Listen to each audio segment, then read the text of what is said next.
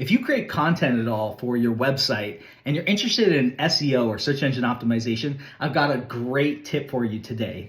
This tip is dealing with stock photography. So when you're building a website, stock photography is something we sometimes have to rely on, especially if you're going to create blog posts. You don't always have custom photography. Now, let me talk a little bit about photography on the web. So every single photo that's uploaded to the web has a digital signature to it, or like a fingerprint.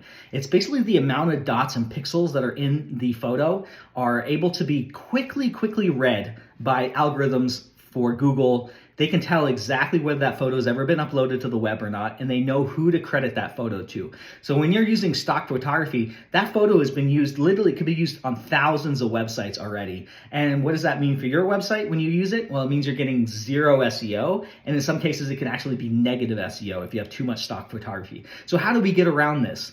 Well, one of the things you can do is actually tweak the settings on the photo from the stock photos so that it has unique signature to it. And you can change things like the saturation or the color density. There's a lot of different tweaks that you can do. So if you have a Photoshop or a image editing software suite, you could open it up, and all you have to do is change the saturation. So go to that tool section, change the saturation, saturate it a little bit, or desaturate it a little bit, or change the color spectrum a little bit, or change the lightness or the darkness a little bit.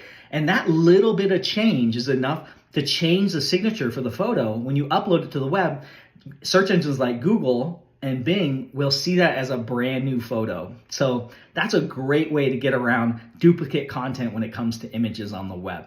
Now, don't forget, when you save that photo, when you put it into your image editor and you save it like to your desktop or somewhere where you can get it to upload it to the web, make sure you're saving the keywords that you want to rank for that specific blog post.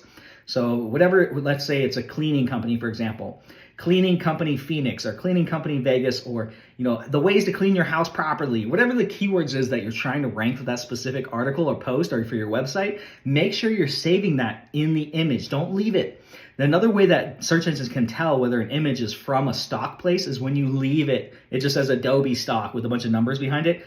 I mean, the search engines are going to know that's from Adobe, or it's from Pexels, or whatever the places that you got it from. So it's important to not only change the dimensions of the photo by oversaturating, desaturating, lightening, darkening, like I explained, also change the title of the image to the keywords you're trying to rank for. So when you do those two things, now all of a sudden you have a brand new asset that you load to the web that the search engines have never seen before, and then they give you the proper indexing and proper credit for that. Now, one last thing I want to say is it's always better to have your own photography no matter what.